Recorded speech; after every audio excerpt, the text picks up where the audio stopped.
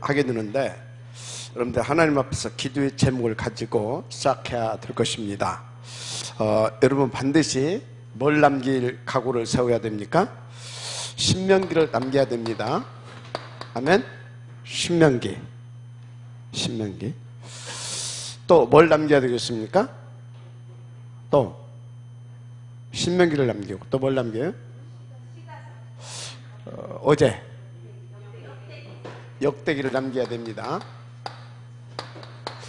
이걸 남기는 자는 반드시 뭘 남겨야 되어 있냐? 시가서를 남겨야 되어 있어요. 이해가 되죠? 자, 그러면 이걸 남기는 자는 시가서를 반드시 남겨야 되어 있는데, 어제 말은 역대기, 이걸 다 이제 놔두고 역대기를 남기려면 두 인물이 나와야 됩니다.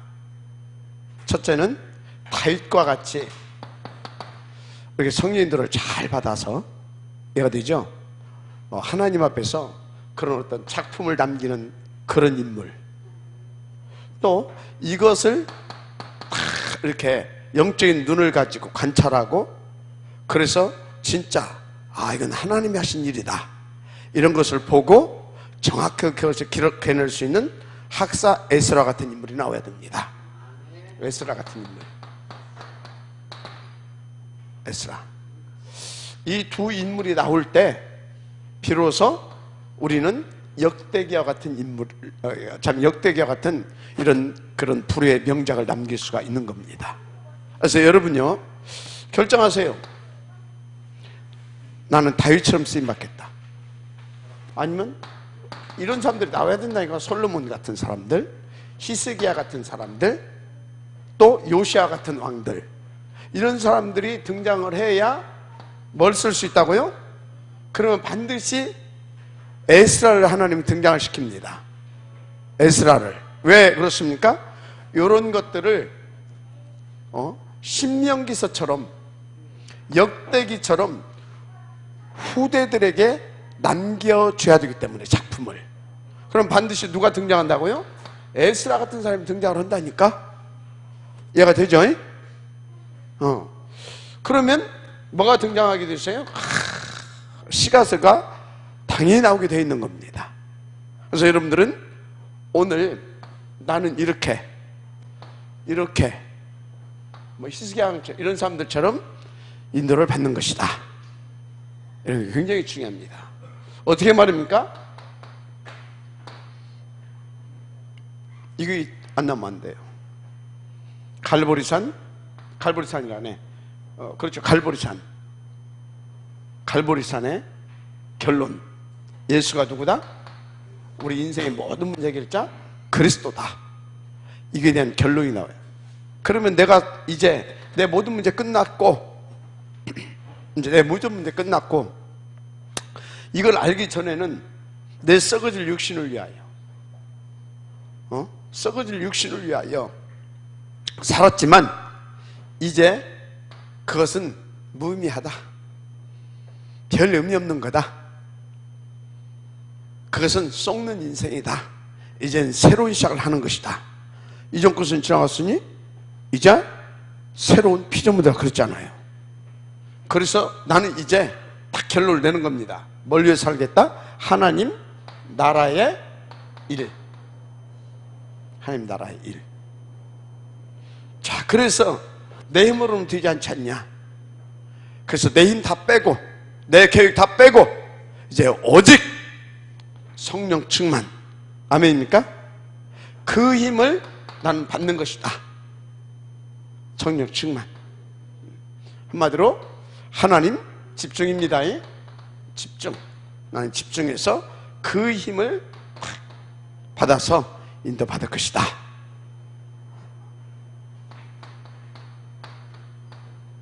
내 힘 말고 나는 십자가에 못 박아 죽었고, 내 안에 누가 산다고요? 나의 주인 되신 그리스도가 사시는 겁니다. 그래서 내가 이제 사는 것은 그리스도를 믿는 믿음. 그래서 그리스도로 말미암아 그리스도를 위하여 사는 것이다. 무엇을 위하여 살다가 또 무엇을 하다가 무엇을 위하여 죽을 것인가, 답 나와야 되겠죠. 그죠? 138 그래서 오직 뭡니까? 세계 복음합니다. 복음화. 전도, 제자. 그리스도로 결론 내고 나는 그 나라의 일을 위해서 이제 생을 걸고 사는 거다. 한마디로 전도, 제자 인생을 사는 거다. 그 힘 받아서. 아멘. 요게 나와야 될 줄 믿습니다. 요게. 그 방법 뭐라고 그랬어요? 오직 성령 충만, 집중 기도입니다. 그래서 이게 나오는 거죠. 1, 4. 이 속에 있으면 됩니다. 이 속에 있어야 될 줄 믿습니다. 이게 뭐예요? 요엘서 2장에 예언되어진 말세의 남녀 종들에게, 그 남녀 종들이 뭡니까? 그리스도로 결론 내고, 그래서 하나님 나라의 일에 나는 생을 걸겠다. 그게 말세의 남녀 종들입니다. 알았습니까? 기름을 물부터 부어줄 것이다. 아멘? 이겁니다. 그래서 주님이 오셔서 이 부분을 명확하게 구약을 바닥에 깔고서 쫙 이렇게 말씀해 주신 것입니다. 그래서 이 부분까지 갈보리산, 감람산, 마가다락방까지 딱 세트로 해가지고 주님이 딱 이렇게 해 주시고, 이제 3장부터, 참 2장에서 그 맛을 보게 하고 3장부터 요것 가지고, 그리스도 가지고, 하나님 나라 일을 가지고 성령 충만 받아서 쫙 출범하는 겁니다. 3장부터 본론이죠. 가자마자 종교부터 개혁합니다. 인생의 근본의 문제부터 답을 줘버립니다. 그게 3장 아닙니까? 거기서부터 본론입니다. 우리의 본론 뭐라고요? 이것 가지고 흑암 종교를 깨는 겁니다. 이거 가지고 운명에 사로잡힌 자들에게 그리스도 답을 주는 겁니다. 아멘? 누구와 같이? 이런 사람들 같이. 그러면 이것을 기록한 자가 나왔죠. 구약에서는 역대기를 기록한 자가 에스라라고 하면, 사도행전에서는 이것을 기록한 사람이 누구예요? 누가. 구약에 에스라가 있다고 하게 되면 신약에는 누가 있습니까? 누가가 있는 겁니다. 이해가 되죠? 반드시 등장합니다. 전도자들이 등장하면 그 행적을 기록하는 에스라가, 그 행적을 기록하는 누가가, 아멘. 이 시대 유광수 목사가 등장했다. 그러면 그 행적을 기록하는 요게 등장할 겁니다. 요게. 그리고 지금 저 에스라 역할을 하는 사람, 누가 역할을 하는 사람이 있을 거예요. 지금 안 나와서 그렇지. 그래서 지금 우리 단체에 뭡니까? 문서 선교회가 있잖아요. 이들이 그 역할을 하지 않을까라고 하는 생각을 이렇게 어렴풋이 해보지요. 그래서 교회사를 보게 되면 지금 누가 등장하겠구나, 이렇게 기록이 남겠구나, 이것을 가지고 어떻게 하겠구나, 다 나옵니다. 근데 이것을 놓치게 되면 성경에 보면 이렇게 가겠구나. 그럼 하나님은 이때 어떤 기도의 제목을 잡기를 원하는구나. 그 기도의 제목을 잡으면 그 사람을 하나님은 또 일으켜서 또 이단 누명을 이렇게 해서 핍박도 받게 하고, 누명 쓰고 핍박도 받게 하고, 그런 가운데도 오직 하게 해서 또 요걸 가지고 시대를 살립니다. 7 렘넌트, 8번째 렘넌트 유광수. 아멘. 그렇게 나오는 것입니다. 그래서 여러분요, 역사는 우리에게 주는 정확한 방향 제시입니다. 방향 제시예요. 역사를 복음과 세계 복음화의 관점으로 딱 보게 되면 뭡니까? 이 땅의 어떤 점쟁이보다도 더 정확하게, 이 땅의 어떤 예언자들보다도 더 정확하게 미래를 예견하고 가게 되는 겁니다. 절대 흔들릴 이유가 없죠.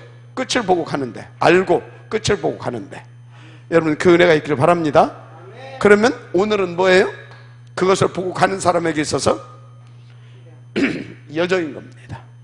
그렇죠. 오늘은 당연이고 필연이고 절대인 겁니다. 아멘. 여정이에요. 여정. 당연히 올 수, 필연적이고 절대적인 여정. 그러면 오늘 내게 끝을 보고 갑니다.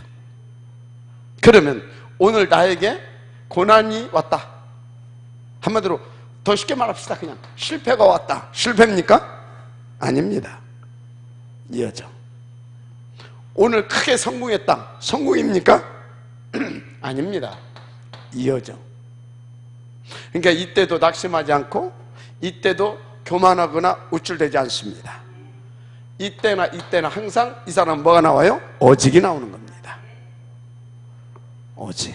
알았습니까? 그래서 뭐 작은 성공에 막 들뜨고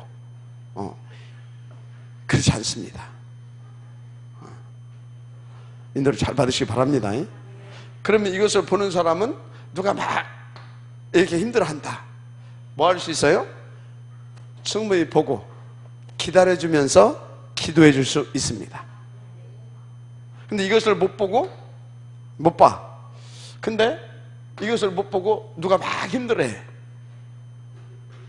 그러면 그것을 보면서 봐라. 교회가 그러니까, 목사님이 그러니까 이렇게 힘들어하고 있지 않냐? 이렇게 또 봅니다. 봐라. 유광수 목사님이 그러니까 미자리 교회가 이러는데 뭐 바흐바흐를 타고 다니고 그러면 되겠냐? 이럽니다. 그게 지금 역사를 보는 눈이 있어요, 없어요? 없는 겁니다. 그러면 그런 것을 보면서 또 시험 드는 사람 있잖아요. 그러면 그것도 뭐예요? 당연히고 필연이고 절대입니다. 그 사람에게는. 그럼 이것을 보는 사람은 어째요? 그 사람에게 알아듣든 못 알아듣든 답을 줄 수가 있는 겁니다. 또 답을 줘야 되는 겁니다. 그래서 그 사람으로 하여금 그럼 그때는 안 들어가요. 힘들어 죽겠는데 무슨 소리가 들어가겠습니까?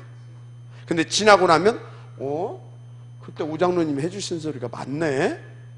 진짜 역사는 이렇게 흘러가네. 그러면 두 번 당하겠어요, 안 당하겠어요? 안 당하는 겁니다. 그래서 여러분들이요, 누가 힘들다 팀사학을 해줄 때도 누가 막 잘 됐다 팀사학을 해주는 것도 이렇게 해줘야 되는 겁니다. 아멘. 이렇게 해줄 수 있는 사람 누가 해줄 수 있다고요? 처음과 끝을 보고 갈 수 있는 사람. 이 사람은 누구냐? 기본적으로 하나님의 절대 주권과 전지전능하심과 우리를 이처럼 사랑하심과 그분의 목표가 우리와 함께 우리를 통하여서 세계 복음하기를 원하신다라고 하는 것을 믿는 사람. 그것을 위해서 그리스도로 모든 문제 해결하시고 지금은 성령으로 함께 하시며 그 주시는 말씀을 우리를 통해서 내가 있는 곳에서 이루시는 하나님이라고 하는 것을 믿는 사람. 그것만 가능합니다. 아멘. 그래서 여러분요, 성경 지금 제가 이렇게 지금 이 개론을 쭉 달아가는데 사실은 이게 어려워서 그렇지 이 성경의 연대기 역사로 풀려고 했었어요. 근데 너무나 어려울 것 같아서 역사로 풀지 않고 연대기로 이렇게 역사로 이렇게 풀어가지 않고 개론으로 하면서 여러분들이 이해하기 쉽게 이런 부분들을 좀 이렇게 깔아가는 겁니다. 그래서 중요한 것을 얻으시길 바랍니다. 그래서 성경보다 더 똑똑하고 역사보다도 나는 역사 위에 있다 하는 사람은 집중 안 해도 돼요. 근데 이걸 통해서 내 눈을 열고 이걸 통해서 정말로 하나님께서 원하시는 진짜 그 원네스를 누리면서 함께 하나님과 함께 이것을 하기를 원하신다 하신 분들은요, 집중하시고 이 사람은 진짜 이렇게 가야 할 사람인데 좀 쏙놈 같으다 그런 사람 팀사역에서 데리고 나오고 그렇게 해서 우리 모두가 한 팀 되어서 거기까지 하나님과 함께 가는 겁니다.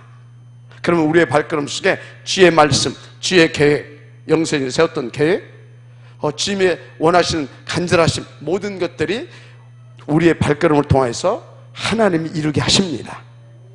우리는 그 일에 증인이 되는 겁니다. 아멘. 증인이 되는 거예요. 그렇죠. 여러분들은 그 증인으로 하나님께서 쓰시기 위하여 여러분들을 하나님이 이렇게 지속해서 인도받게 하고 있는 줄 믿습니다. 그래서 여기 우리 어른들은 이 기도 제목을 잡으세요.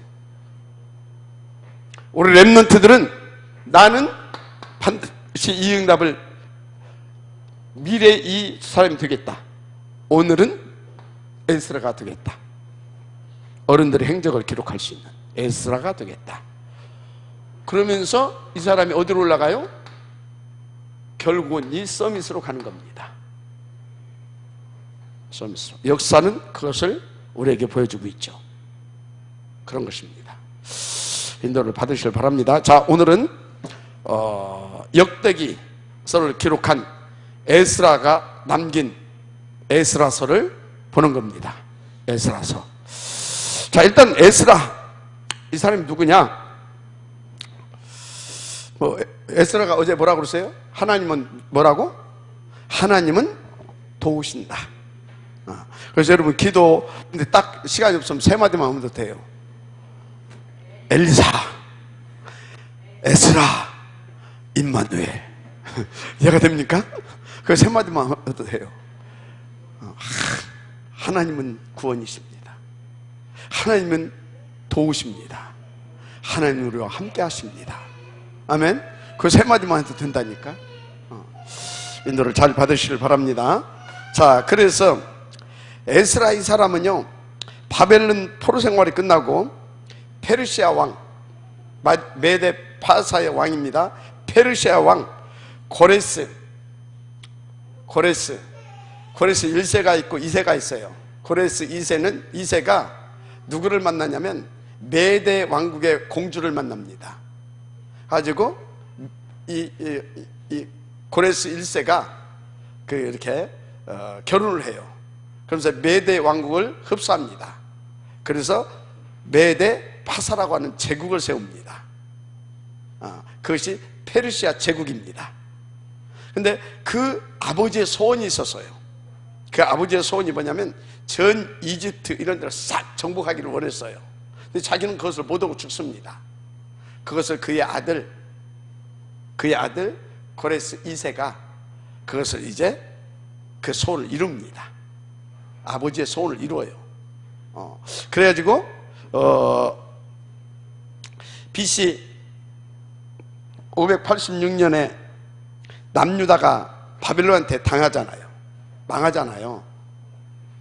그러면 역사를 보게 되면요, 하나님이 바벨론 왕국을 세운 이유가 있어요. 왜 세웠냐? 아수르를 북이스라엘, 그러니까 몽둥이로 사용했어요. 그러면 몽둥이는 몽둥이 역할을 끝내야 되는데 이것이 감히 남유다도 건드네? 어디로 건드렸다? 남유다도 건드려. 그러니까 아수르를 좁혀려고 몽둥이 하나를 일으켰습니다. 그게 바벨론입니다. 그럼 바벨론은 그 몽둥이 역할로 끝나야 되는 거예요. 이해가 되죠? 그런데 이것들이 교만해졌어요. 어느 정도 교만해졌냐? 성전의 기물까지 싹 뺏어가지고 그거 가지고 술 퍼마시면서.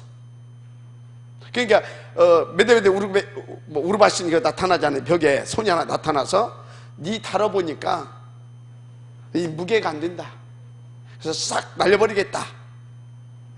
그것을 딱 풀잖아요.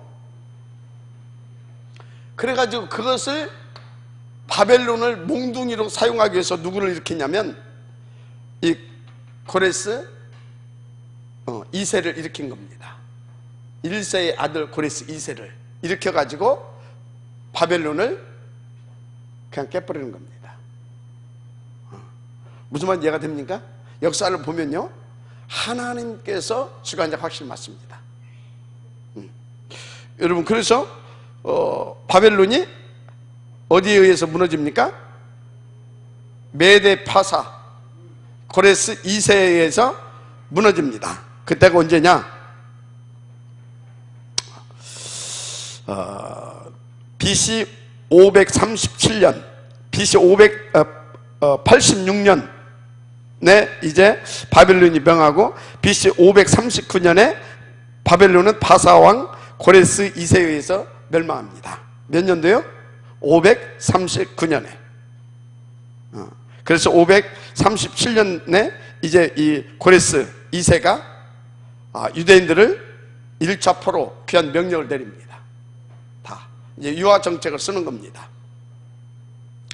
유화 정책을. 우리는 바벨론과 같지 않다. 그래서 우리는 막 이렇게 폭력하는 그런 정권이 아니다.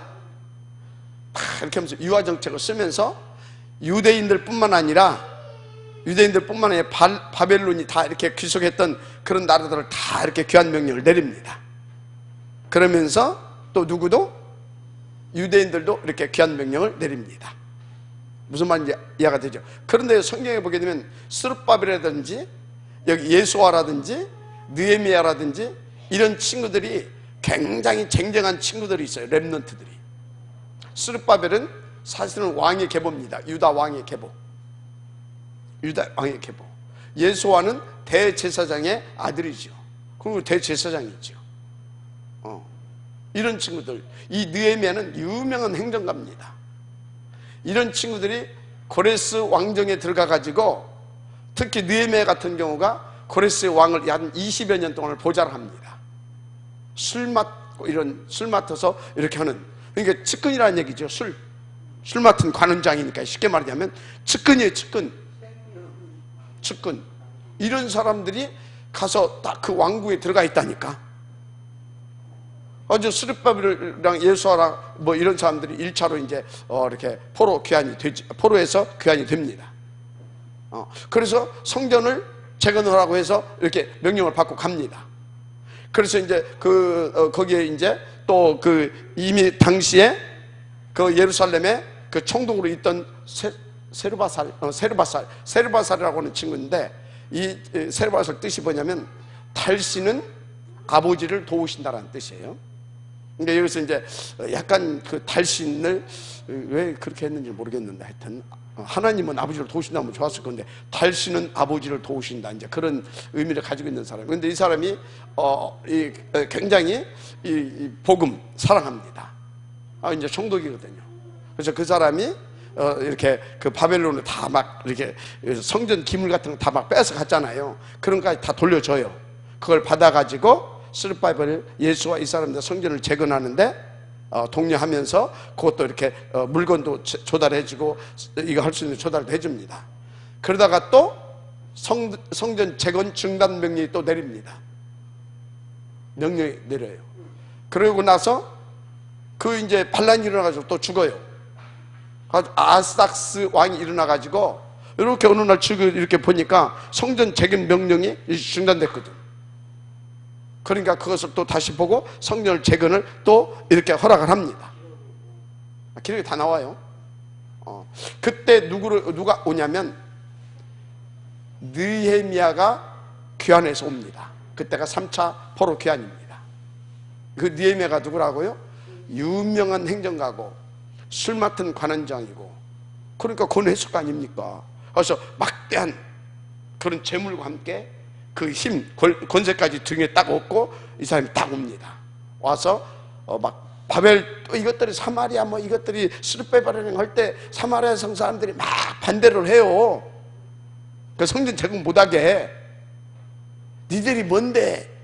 막 이렇게 해가면서 가지고 중단이 됐다니까 또 저기서 중단 명령도 내리고 해가지고, 근데 느헤미야가 와가지고 반대를 하든 저하든 막 밀어붙입니다. 쇠를 밀어붙여가지고 50 며칠 만에 성전 재건 탁 해가지고 성전을 딱 이렇게 증축을 딱 해버립니다. 아주 파워풀한 사람이죠. 그런 거 보면 뒤에 배경도 있고 뭐보다 하나님도 있고. 여러분요, 역사를 보면서요, 이때는 칼을 빼드려야 되는 거구나, 이때는 밀어붙여야 되는 거구나, 이런 것도 다 나와요. 무슨 말인지 알죠? 그래서요, 제가 부족하지만요, 갑시다 하면 갑시다. 알았습니까? 혹시 제가 실수하는 것 같으면요, 막 반대하세요. 그럴 때는 제가 또 하나님 앞에 더 무릎 꿇겠죠. 그래서 정말로 또 역사도 보면서, 그리고 시간표도 하나님의 시간표도 보면서 또 기도해서 아무래도 이건 확실하다 할 때는 밀어붙일 겁니다. 아니면 제가 조금 그렇습니다, 시간표적으로 내가 그런 것 같습니다 하고 또 멈출 겁니다. 그래서 우리가 함께 그렇게 가시면 될 줄 믿습니다. 인도받으시면 돼요. 하여튼요, 에스라는 그렇게 바벨론 포로 생활이 끝나고 페르시아 왕 고레스 2세가 유대인 귀환 명령을 발표할 때 이렇게 나온 사람입니다. 그게 고레스 칙령 BC 339년에 발표된 것입니다. 자, 그래서 바벨론이 망하고 파사 제국 이제 식권을 잡으면서 고레스는 바벨론에 포로되었던 이 식민지 에 대한 환심을 살기 위해서 이제 그렇게 유화 정책을 이렇게 폈다 이렇게 보는데, 그건 역사가들이 보는 것이고, 우리가 볼 때는 그게 누가 한 것입니까? 하나님이 하신 겁니다. 유아정책을 쓰게 하는 것도 누가 하는 거예요? 하나님이 하시는 겁니다. 그럼 왜 유아정책을 썼어요? 거기 언약 가진 렘넌트들이 준비되어 있었다 이 말입니다. 아멘? 렘넌트들이, 이 렘넌트들이 어디서 준비된지 아십니까? 바벨론에서 준비가 됩니다. 이해가 돼요? 바벨론에서 준비가 됐는데, 이 바벨론에서 준비가 돼서 이 사람들이 뭐 해야 돼요? 애굽에서 누가 준비되니까? 모세가 준비되니까 출애굽을 하게 되잖아요. 그죠? 출애굽을 하잖아요. 바벨론에서 이런 렘넌트들이 준비가 되니까 이게 뭐가 됩니까? 출바벨을 시키는 겁니다. 출바벨을 시키는데 고레스 2세를 사용했다 이 말이에요. 메다 파사 왕국을 일으켜서 고레스 2세를. 이해가 됩니까? 아멘. 그렇다니까요. 출애굽에서 여기는 어디로 갔어요? 가나안. 자, 여기서는 출바벨에서 어디를 갑니까? 예루살렘. 가서 성전을 재건하잖아요. 가나안에 가서는 그걸 정복하고 제사장이 나라를 세우잖아요. 그러면 성전을 재건한다고 해서는 뭐예요? 무너진 나라를, 제사장이 나라를 다시 회복시키는 거다 이 말이에요. 이런 일들이 역사 속에서 이루어지는 것을 보게 되죠. 그렇습니다. 그래서 에스라서는 출바벨론서다 이렇게 보면 됩니다. 출바벨론서 제2의 출애굽기죠. 자, 그래서 에스라는 2차 이렇게 포로 귀환 때 이렇게 한 사람인데, 이 에스라는요 구약 인물 중에 굉장히 중요한 인물이다 이렇게 보면 됩니다. 에스라는 구약 인물 중에 굉장히 중요한 인물인데, 이스라엘의 3대 학자가 나오죠. 그게 누굽니까? 대표적인 누구라고 그랬어요? 모세, 사무엘, 에스라 학사, 에스라 이렇게 나옵니다. 이렇게 굉장히 중요한 비중을 차지하는 인물이다 이렇게 보시면 됩니다. 굉장히 중요한 인물이죠. 그리고요 유대인의 3대 랍비가 있어요. 이건 3대, 이거는 학사고 유대인의 3대 랍비가 있다니까. 그게 누구냐? 그게 에스라, 힐렐, 가말리엘. 에스라, 힐렐, 그 유명한 힐렐 학파입니다. 힐렐 학파. 이 손주, 이 후손이 누가 나오냐면 가말리엘입니다. 가말리엘 그 법사. 3대 랍비 중에, 대랍비 중에 에스라가 한 사람입니다. 굉장히 준비된 사람이죠. 에? 이거 공부하는 것 같습니까? 지금 역사를 보여야 되는 겁니다. 이렇게 하나님이 출바벨을 위하여서 이런 인물들을 준비했다 이 말이에요. 지금 그 정도로 걸출한 인물이 나왔다니까요. 힐렐이 누구냐? 이스라엘에 양대 학파가 있어요. 삼마이 학파와 힐렐 학파. 삼마이 학파는 아주 독한 사람들입니다. 강성. 우리나라로 말하자면 저 이렇게 고신층. 이해가 됩니까? 그러면 힐렐 학파는 지금 우리나라로 말하자면 어떤 학파냐? 다락방. 이해가 돼요? 다락방. 맞겠어요? 안 맞겠어요? 안 맞아. 여기는 강성, 고신측 같은 거. 힐렐 학파는 아주 온건하고 합리적입니다. 상당히 이렇게 진보적이죠. 복음을 좀 사랑하는. 여기에서 누가 나왔다고? 이 손주 중에서 가멜리엘 교법사가 나온 겁니다. 가멜리엘 문화성이 많이 있는 중에 대표적으로 누구다? 바울. 그 다음에 거기에서 누가 나왔어요? 여기에서 바울의 친구 스데반. 이게 이 영향을 받은 사람들입니다. 성경에는 안 나왔지만 제가 예측하는데 2장 9절에서 11절 흩어져 있던 이 유대인들, 이 사람들이 어디에 왔습니까? 마가 다락방을 왔거든. 누구의 영향을 받은 사람들이겠느냐? 힐렐 학파. 이해가 됩니까? 힐렐 학파의 그런 사람들이 아니었겠느냐, 그런 생각을 봅니다. 그러니까 꼴통 같은, 어디 감히 그럴 것인데, 아니다, 하나님의 계획이 있을 수도 있다, 한번 가보자. 일이 벌어져 버렸어. 거기서 다 벌어져 버렸어. 그래, 우리가 기다렸던 메시아, 바로 예수가 그 메시아 그리스도구나, 생을 걸어버렸어. 이해가 됩니까? 그러지 않았겠느냐, 저는 이제 그렇게 한번 유추를 해보는 것이죠. 어떻든요, 정말 우리는 복받았죠, 그죠? 복받았죠. 자, 에스라, 힐렐, 가멜리엘, 랍비, 3대 랍비. 구약의 에스라, 이해가 됩니까? 에스라, 이런 사람들. 힐렐, 이 사람은 신약이죠. 가멜리엘 교법사. 이 사람 연대기로 제가 봐야 되겠어요. 구약의 인물인지 아닌지. 구약의 인물 같은데, 하여튼요, 3대 인물 중에 하나다. 그렇습니다. 그리고 대제사장 아론의 16대 손입니다. 에스라는 대제사장 아론의 몇요? 16대 손. 그러면 이 사람 에스라는 뭐예요? 제사장이죠, 그죠? 제사장인 겁니다. 16대 손. 그래서 이 사람은 학사 겸 제사장이다, 이렇게 보시면 됩니다. 그리고 이 사람은 대역사가로서 역대기 상하를 기록하죠. 이 사람 대역사가입니다. 이 역사가는요, 아무나 역사가 될 수 없어요. 굉장히 지식이 풍부해야 되고요. 또 이 성경에서 이렇게 그 역사가로 등장하는 인물들은요, 그것을 세속사로만, 이렇게 기록자로만 보는, 그것을 이렇게 볼 수 있는 것이 아니라, 그것이 하나님의 뜻과 계획 속에서 이 역사가 어떻게 흘러가는가, 그걸 볼 수 있는 영안이 있는 사람입니다. 아멘. 영안이 있는 사람. 누가가 그렇고 이 역사가 에스라가 그렇다, 이 말이에요. 렘넌트들은요, 공부 잘해야 돼요. 무식해서 안 돼요. 이런 렘넌트들은. 알았습니까? 노인네들은 공부한다고 하면요, 그건 조금 생각해 봐야 되겠죠. 렘넌트들은 어려서부터 복음으로 장아찌 됐기 때문에 이렇게 돼야 됩니다. 알았습니까? 렘넌트들 진짜 공부 잘해야 돼요.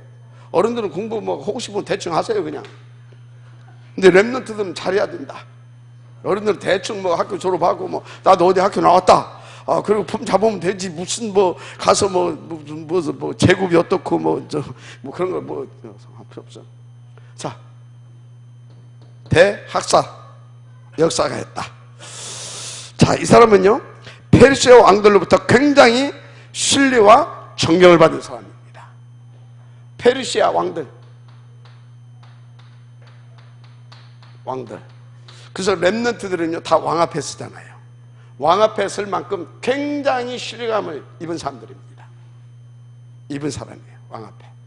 굉장히, 그러니까 왕들이 필요로 한 사람이었다는 얘기지.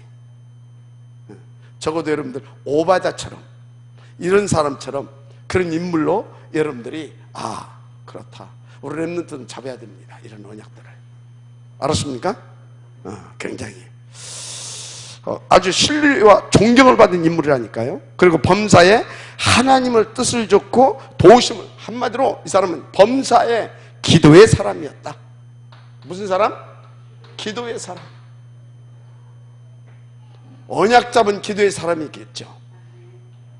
그러니까 하나님께서 이 역사에 흘러가는 것을, 말씀이 어떻게 흘러가고 복음이 어떻게 흘러가고 하나님이 그 계획이 어떻게 이루어져 가는지 그것을 꿰뚫어 볼 수 있을 만큼 하나님 앞에서 응답을 드린 멋있는 사람이죠.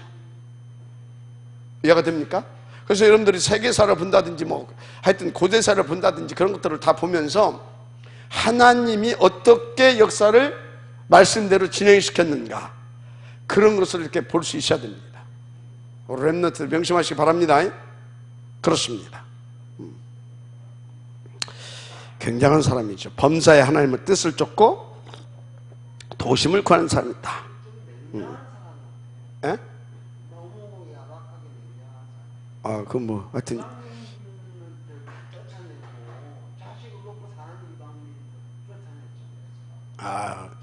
칼빈도 싹 죽여버렸습니다.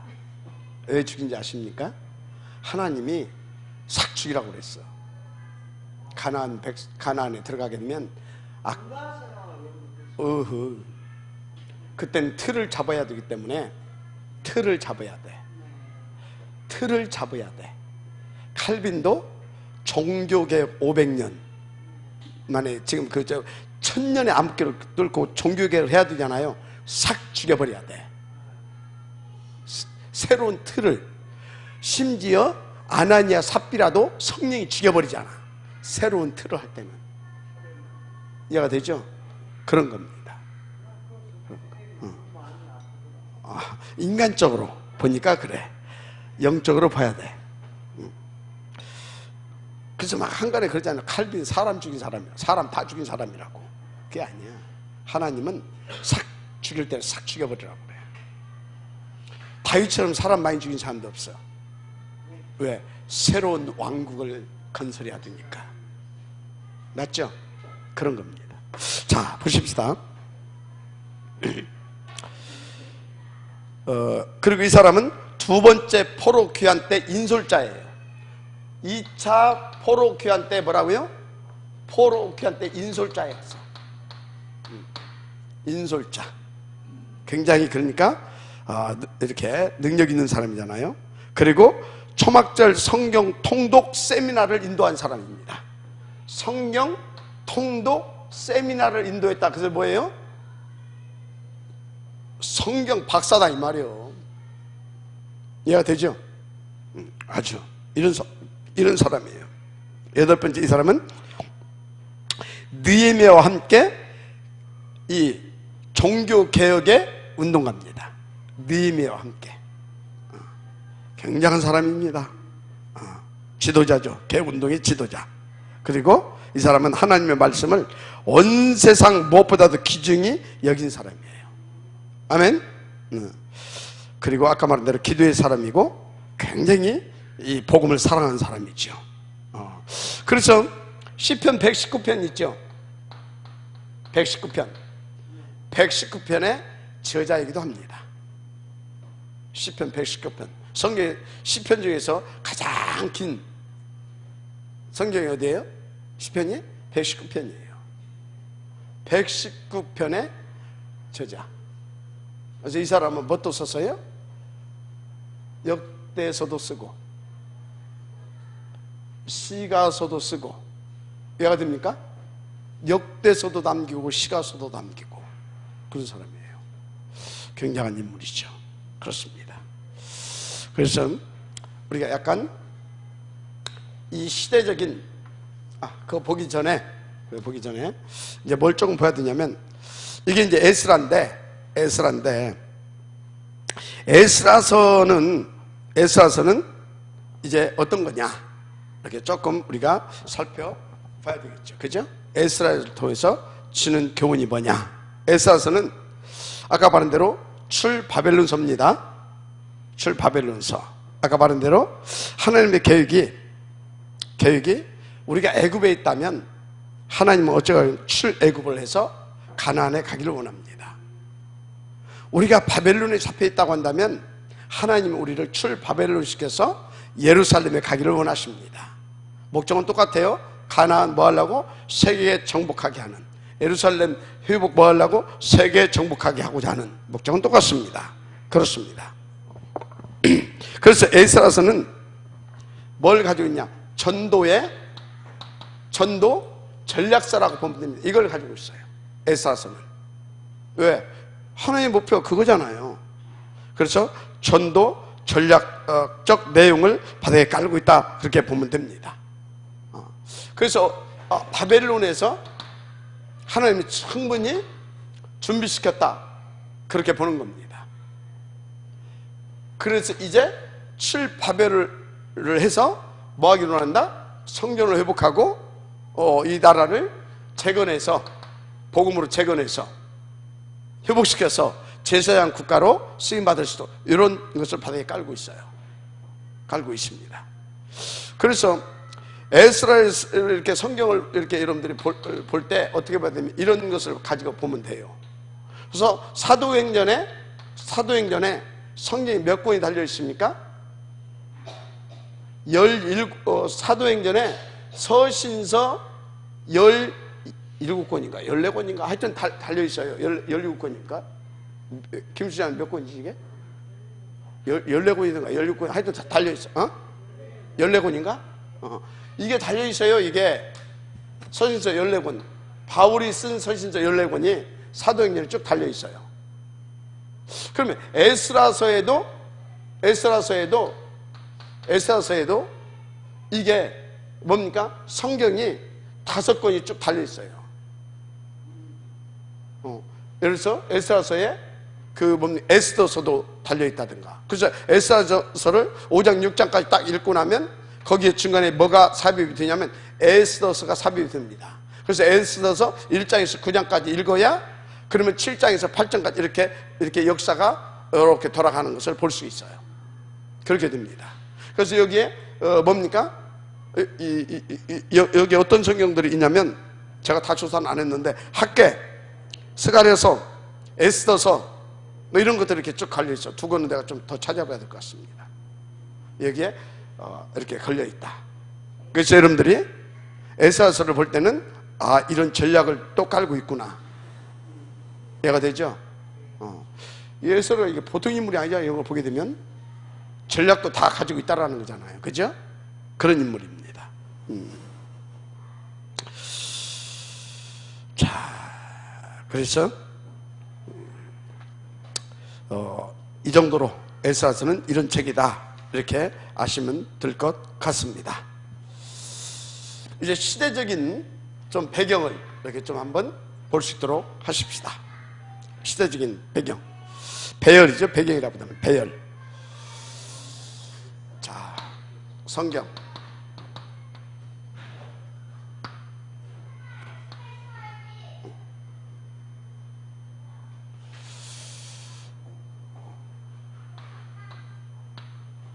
이렇게 하고 이제 여기는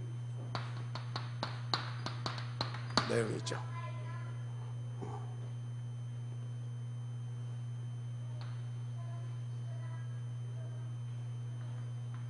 여기는 에스라서.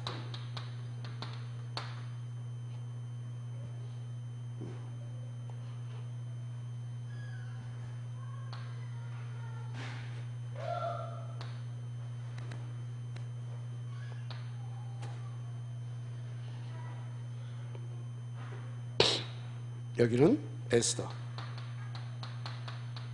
여기 다 나오네. 5권이. 그리고 에스라.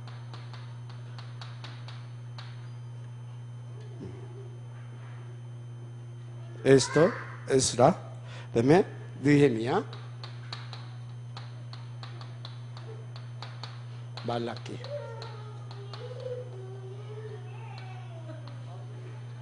말라기.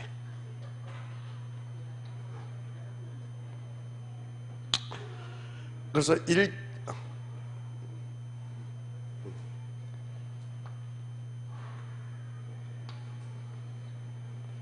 1장에서 3장까지는 스룹바벨과 예수와의 교환입니다. 1장에서 3장까지는 스룹바벨, 그 다음에 예수와 그 예수와는 히브리어 여호수아 있죠. 여호수아를 뭘로? 아람으로 하게 되면 예수아라고 합니다. 아람으로 표기할 때. 그래서 뜻은 똑같아요. 여호수아는 뭐예요? 여호와는 구원이시다. 예수와도 여호와는 구원이시다. 똑같은 뜻입니다. 똑같은 뜻이에요. 그러면 스룹바벨은 무슨 뜻이냐? 바벨론에서 출생한 자. 스룹바벨은 바벨론에서 출생한 자, 이제 그런 뜻이에요. 근데 이게 누구라고요? 왕족입니다. 왕의 계승자.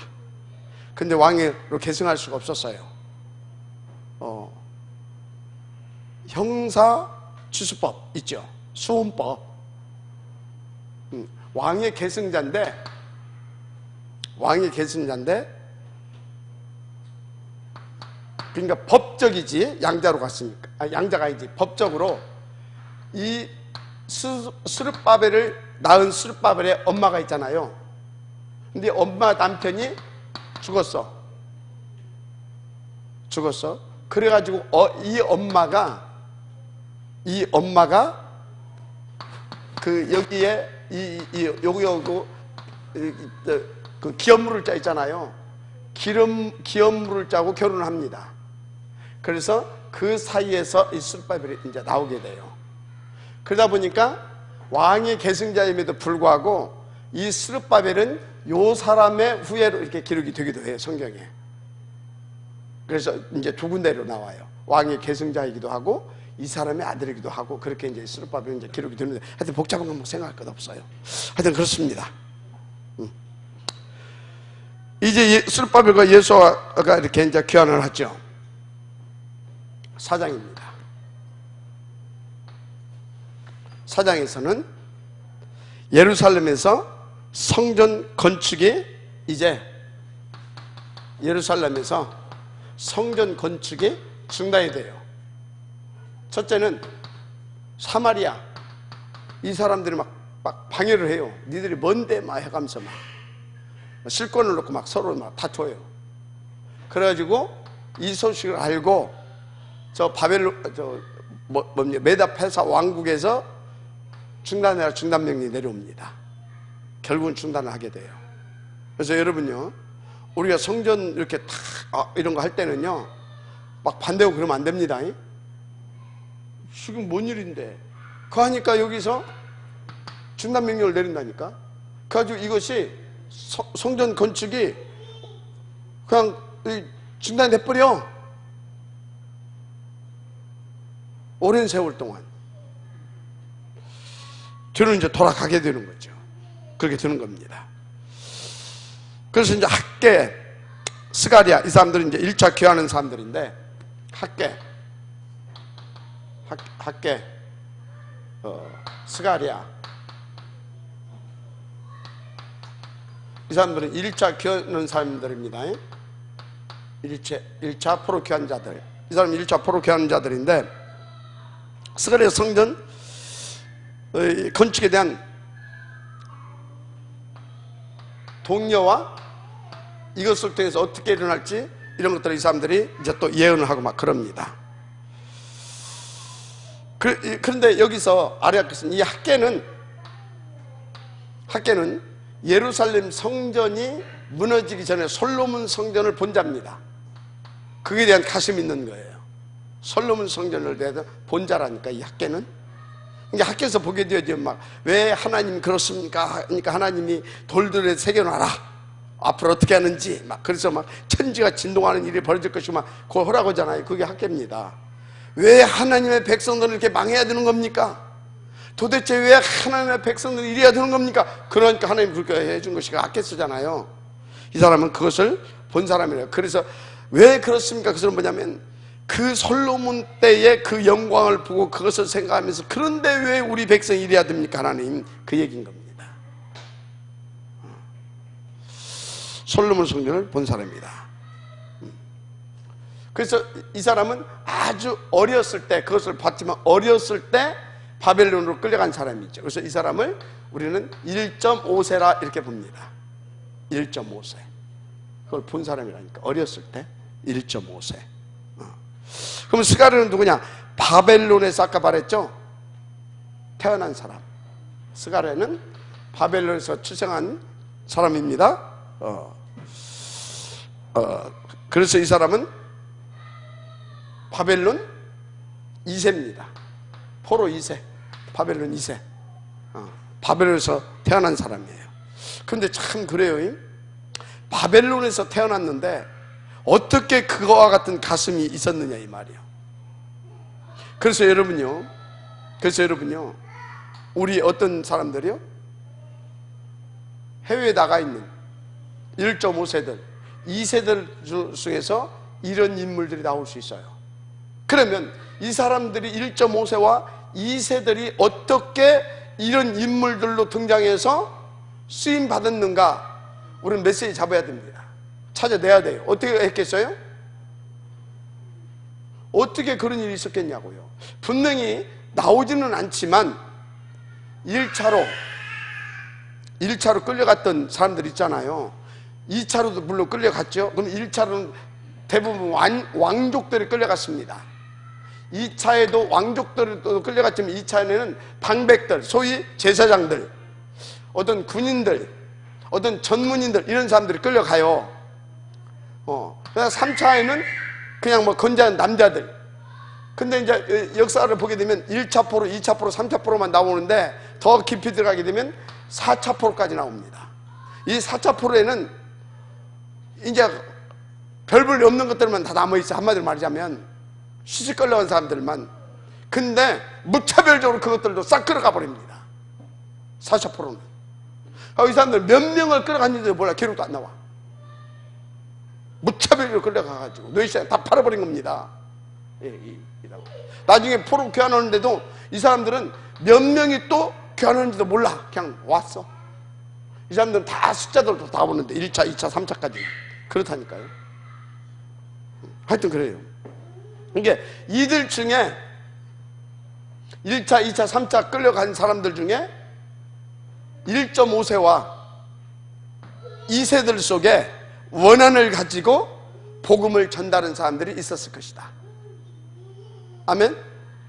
그러면 여러분요, 우리는 이것을 보면서 우리 1.5세, 2세들 있잖아요. 지금 3세들까지도 나왔을 수 있죠. 그죠? 이들에게 우리가 가슴을 가지고 세계복음의 원한을 가지고 이들에게 메시지를 전달해 줘야 할 이유도 있습니다. 아멘?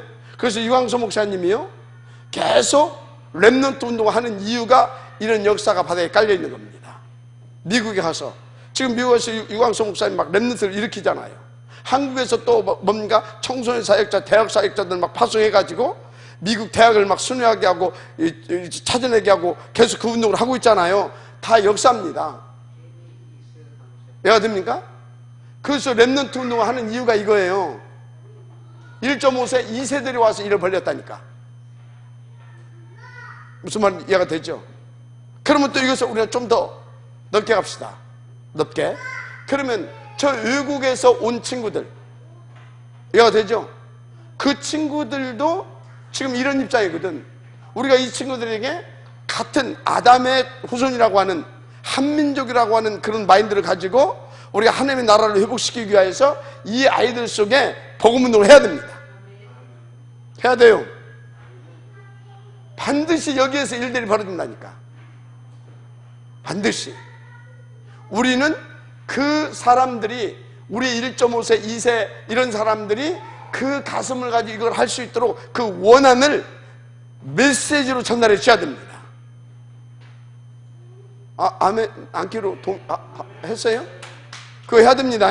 그거 돈 많이 벌으니까, 돈들. 오직 하면서 돈 진짜 하나님께서 따로 경제 그거 찾아내세요. 반드시 오직 속에서.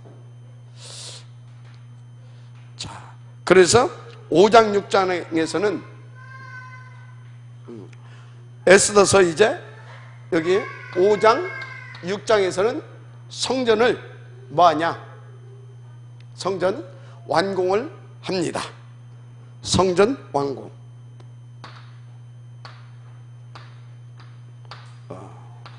성전 이렇게 완공을 합니다. 이게 에스더서입니다. 그 다음에 에스더 뭐야, 5장 6장 여기까지 5장 6장에서 성전을 완공하고 그 밑에 여기가 에스더서입니다. 에스더서 1장에서 이제 9장까지가 삽입이 됩니다. 5장 6장 성전을 완공해 놓고 에스더서가 이제 이게 이제 등장하는 겁니다. 삽입이 되는 거예요. 그럼 이때가 에스더서에 뭐가 나와요? 불임절 사건이 나오잖아요. 에스더서에 불임절 사건 이런 거 나오잖아요. 여기에 삽입이 돼요. 불임절 사건도 나오고 에스더가 막 죽으면 죽이다 이런 것들도 나오잖아요. 이것들이 이제 나오죠. 이렇게 나오는 겁니다. 그래서 그때 보게 되면 이 에스더가 누구예요? 유다인이잖아요. 모르드게의 조카. 그죠? 그러니까 지금 이때 보게 되면요, 어떻게 유다인이 그 나라의 황후가 될 수 있었겠어요? 그만큼요, 그때 그 메데파사에서는 굉장히 세계화되어진 나라입니다. 세계화되어진 나라예요. 그러니까 그것이 가능한 겁니다. 그리고 또 뭐 또요? 이 나라에서는 그때는 기독교가 아니죠. 그때 유대교에 대해서 인정을 하고 있는 겁니다. 이해가 되죠? 하고 있는 거예요. 그때는요. 하여튼 이제 일단 사비움다 넘어가고, 그리고 에스라, 자꾸 이렇게 해놨지? 에스라, 그리고 여기서 에스라 7장에서 10장까지가 기록이 되어집니다. 이거 끝나고 나서 7장, 10장 이제 이것이 연결이 되어집니다. 그러면 7장에서 10장에는 뭐냐? 에스라의 교환입니다. 에스라의 교환. 2차 포로 때 여기서 이제 교환이 되는 거죠. 이렇게 진행되어지면서 에스라가 교환을 하게 된다. 그리고 여기가 느헤미야입니다.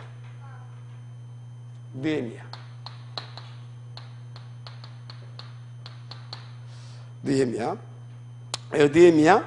그래서 1장과 2장. 느헤미야 1장과 2장. 여기 이제 보게 되면 느헤미야가 2장에서 1장과 2장 사이에서 이제 귀환을 하게 되죠. 귀환을 하게 됩니다. 이 사람의 술 맡은 관원장이었고, 이 사람은 행정가였습니다. 무엇보다도 이 복음을 아주 사랑하는 사람이었어요. 성전 건축에 생을 건 인물이었습니다. 그래서 3장에서 13장까지 3장에서 13장까지 성전을 이제 재건을 합니다. 성전이 아니라 성벽을 재건하죠. 성벽을 재건을 해요.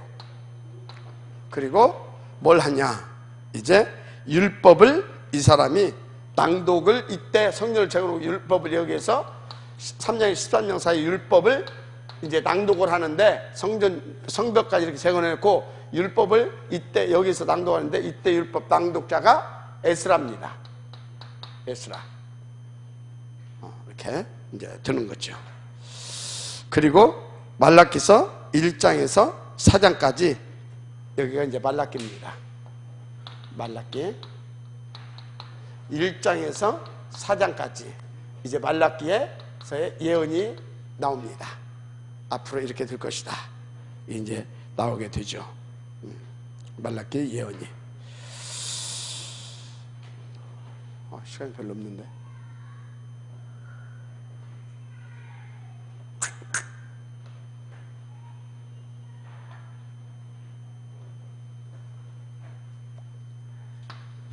별로.